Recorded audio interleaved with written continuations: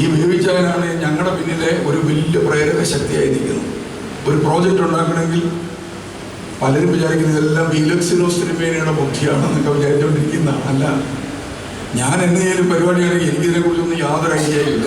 ഞാൻ പതുക്കെ പറയും, ബേബിച്ചായ ഒന്ന് കാണണം, ഞാൻ ഈ ഐഡിയ ബേബിച്ചായ കൊടുക്കും. ബേബിച്ചായൻ അന്നേരം തന്നെ ചിന്തിക്കാൻ പറ്റാത്ത പ്രോജക്റ്റുമായിട്ട് വരും. ബാങ്കുകാർ ലോണുമായിട്ട് പുറകെ നടക്കും. അപ്പോൾ ഒരു പ്രോജക്റ്റ് കിട്ടി. അങ്ങനെ നമ്മുടെ ഈ അനുഭവശേഷി കൊണ്ടുണ്ടാക്കിയിട്ടുള്ള വലിയൊരു സമ്പത്ത് നിങ്ങളുടെ കയ്യിലുണ്ട്, അനുഭവങ്ങളുടെ സമ്പത്ത്. ഈ സമ്പത്ത് നിങ്ങളുടെ ചുറ്റുപാടുമുള്ളവർക്ക് വേണ്ടി നിങ്ങൾ വിനിയോഗിക്കാൻ ദൈവം നിങ്ങൾക്ക് അവസരം നൽകുന്നു എന്നുള്ളതാണ് ഇനിയുള്ള പുതിയ ജീവിതം. ആ ജീവിതത്തിൽ നമ്മളെന്ത് ചെയ്യണം? കുറച്ചും കൂടെ റിലാക്സ് ആകണം.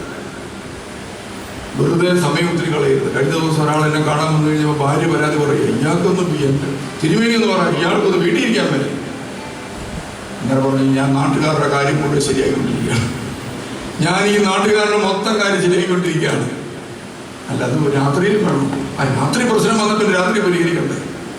അപ്പോൾ ഭാര്യ ചോദിച്ചു, നിങ്ങൾക്കെന്നാൽ പിന്നെ എന്നോടൊന്നും മിണ്ടാൻ മേലെ. സത്യത്തിൽ നിങ്ങൾക്ക് ഏറ്റവും നല്ല ലൈഫ് നയിക്കാൻ പറ്റുന്ന പുതിയ ലൈഫ്. മക്കളൊക്കെ പോയില്ലേ? ഇനി വൈകുന്നേരം വല്ല കടങ്കാപ്പിക്കാരത്തെ കുറിച്ച് വർത്താനം പറയണം. ഭാര്യ പറയുന്നതൊക്കെ വെറുതെ ഇരുന്ന് കേൾക്കണം. പിന്നെ നമ്മുടെ ചന്തയിലോട്ട് ചെന്ന് കഴിഞ്ഞാൽ നല്ല മത്തിയൊക്കെ മേടിക്കാൻ കിട്ടും. അതൊക്കെ മേടിച്ചുകൊണ്ട് വന്ന് ഈ വിഷമൊന്നുള്ള അല്ലാത്ത സാധനം കിട്ടും. അതൊക്കെ മേടിച്ചുകൊണ്ട് വന്ന് നല്ലോണം വറുത്ത് അതൊക്കെ കഴിക്കണം. രാവിലെ എഴുന്നേറ്റ് രണ്ടുപേരും കൂടെ എക്സസൈസ് ചെയ്യാൻ പോകും. സ്വന്തമായിട്ട് ജിമ്മില്ലെങ്കിൽ സഭ വേണമെങ്കിൽ ഒന്ന് തുടങ്ങാം, ദുബായ്ക്കാർക്ക് വേണ്ടി മാത്രം. നിങ്ങളൊക്കെ ജിമ്മ് ചെയ്യാൻ പാടില്ല. ജിമ്മെന്ന് പറഞ്ഞാൽ അവിടെ നമ്മുടെ ചിന്ത എന്താണ്? വലിയ സാധനം പൊക്കിയെടുത്തേച്ച് നമ്മുടെ തലയിലോട്ട് വീണിട്ട് നമ്മൾ ചാകുന്നതാണ് നമ്മുടെ ചിന്ത. അതല്ല, നമ്മളെന്ത് ചെയ്യണം? നമ്മൾ ചെറിയ ചെറിയ എക്സസൈസുകളൊക്കെ ചെയ്യണം. അപ്പോൾ നമുക്ക് 3 തരത്തിൽ നമ്മൾ ഇനി അഭിവൃദ്ധിപ്പെടുന്നത്. ഒന്ന്, ബോഡി, ശരീരം ഇനി ആരോഗ്യമുള്ളതായിരിക്കണം. എന്ന് മരിക്കുന്നു എന്നുള്ളൊരു പ്രധാന ഘടകമല്ല. ഞാൻ അമേരിക്കയിൽ ചെന്നപ്പോൾ ഒരു ഡോക്ടർ എന്നോട് പറഞ്ഞു, എന്നെ കൊണ്ടുപോയി ഒരു ഡോക്ടറെ കാണിച്ചു. അവിടുത്തെ അച്ഛൻ, നമ്മുടെ ജോർജ് അച്ഛൻ, ഒരു ഡോക്ടറെ കാണിക്കാൻ പറഞ്ഞു. ഞാൻ അവിടെ ചെന്ന് ഡോക്ടറോട് പറഞ്ഞ് കസേരയിൽ കയറിയിരിക്കാൻ. ഞാനിങ്ങനെ കസേരയിൽ ഇരിക്കുകയാണ്. എൻ്റെ ഒരു ചിന്ത അപ്പം തന്നെ പരിശോധന ആരംഭിക്കും, മരുന്നെഴുത്ത് തുടങ്ങുമെന്നാണ്.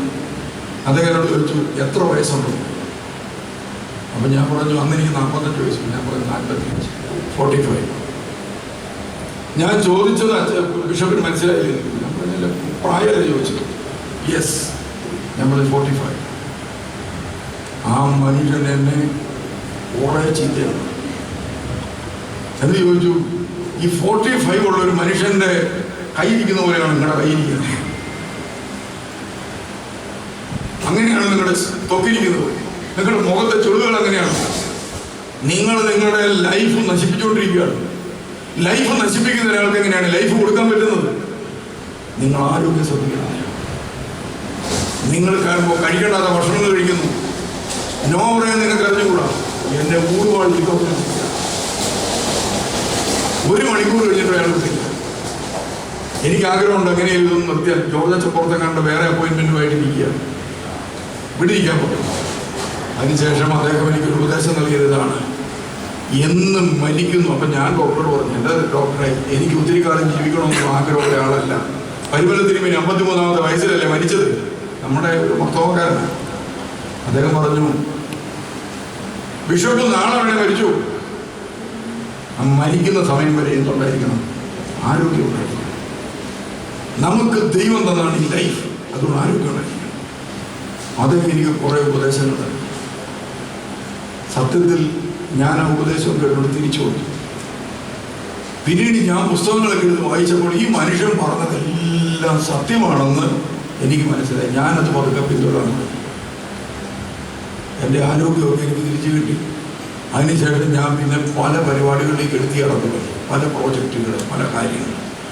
ഇപ്പോൾ തൊടുന്നതെല്ലാം വിജയിക്കുന്നുണ്ട്. കാരണം എന്താണ്? 40-50 വർഷത്തെ അനുഭവത്തിൻ്റെ അടിസ്ഥാനത്തിൽ കിട്ടിയ കാര്യങ്ങൾ വെച്ചുകൊണ്ട് കാര്യങ്ങൾ ചെയ്യാൻ തുടങ്ങിയപ്പോൾ വിജയങ്ങൾ ഉണ്ടാകാൻ തുടങ്ങി. അതുകൊണ്ട് നിങ്ങളുടെ ജീവിതത്തിലെ വിജയങ്ങൾ ഇനിയാണ് ഉണ്ടാകാനിരിക്കുന്നത്. അത് ചിലപ്പോൾ ചർച്ചിനായിരിക്കും കിട്ടുന്നത്, അത് ചിലപ്പം നമ്മുടെ YMCAക്കായിരിക്കും കിട്ടുന്നത്, നമ്മുടെ സംഘടനകൾക്കായിരിക്കും കിട്ടുന്നത്.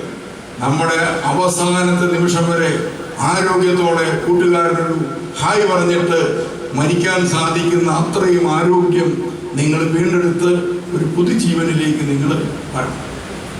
രണ്ടാമത് എനിക്ക് നിങ്ങളോട് പറയാനുള്ളത് നിങ്ങളുടെ ആത്മാവിനെ സംബന്ധിച്ചാണ്. ശരീരത്തെക്കുറിച്ച് നിങ്ങൾ വളരെ കെയർഫുൾ ആയിരിക്കണം. ആവശ്യമുള്ള ഭക്ഷണമേ കഴിക്കാവുള്ളൂ. ആരോഗ്യ എക്സർസൈസ് ഒക്കെ ചെയ്യണം. നിങ്ങളെ ഇനി കാണുമ്പോൾ കൂടുതൽ സൗന്ദര്യമുള്ളവരായിട്ട് കാണാനിടയായി തീരണം. അതൊന്നും തേക്കാതെ തന്നെ അങ്ങനെ തന്നെ വരണം. നമ്മളൊക്കെ ഈ നിങ്ങളുടെ മുടി തന്നെ കറക്കണം. അതുപോലെ മനസ്സും നന്നാകുമ്പോൾ നമ്മുടെ മുടിയൊക്കെ തന്നെ കറക്കും. ഇപ്പൊ നമ്മളിന്ന് വളരെ കഷ്ടപ്പെട്ടാണ് ഇതൊക്കെ ചെയ്യുന്നത്. രണ്ട്, നമ്മുടെ ആത്മാവിനെ കുറിച്ച് നമുക്ക് ഓർക്കണം, നമ്മളെല്ലാം വിശുദ്ധരാകാൻ വിളിക്കപ്പെട്ടവരാണ്. വിശുദ്ധരാകാൻ വിളിക്കപ്പെട്ടതാണ്. പക്ഷേ നമുക്കിപ്പോഴാണ് ജീവിതത്തിൽ ഇതിനെക്കുറിച്ച് ചിന്തിക്കാൻ അവസരം കിട്ടിയത്. 24 മണിക്കൂറുണ്ടെങ്കിൽ നമുക്കൊരു 12 മണിക്കൂർ അല്ലെ 8 മണിക്കൂർ ഉറങ്ങുന്ന സമയത്ത് വിശുദ്ധനായിട്ട് ഉറങ്ങാമല്ലോ മര്യാദയ്ക്ക്. ബാക്കി 1 മണിക്കൂർ നേരം അല്ലെ അരമണിക്കൂർ നേരം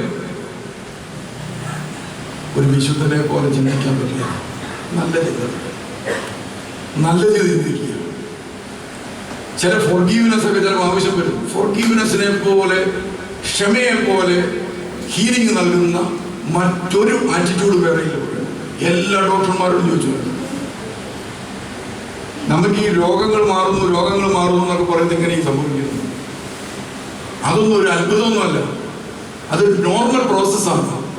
ഒരു വ്യക്തി അയാളുടെ മനസ്സിൽ നിന്ന് എല്ലാവരോടുമുള്ള വിരോധവും വിദ്വേഷവും വെറുപ്പും എല്ലാം അങ്ങ് കളഞ്ഞു.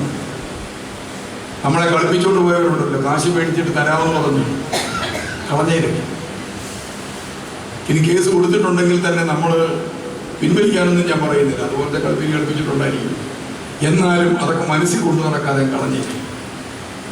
അപ്പോൾ ഫോർഗീവ്നെസ്സിലൂടെ, ക്ഷമയിലൂടെ നമുക്ക് ചിലപ്പോൾ നമ്മുടെ മക്കളൊക്കെ ചിലപ്പോൾ 40 വയസ്സൊക്കെ ആയി നമ്മൾ വലിയ പ്രതീക്ഷയോടെ കൊണ്ടുവന്നാണ്. ചിലപ്പോൾ കടിപ്പിച്ചെങ്കിലും ഒക്കെ പറഞ്ഞു കാണും, മിണ്ടാട്ടവയില്ലായിരിക്കും.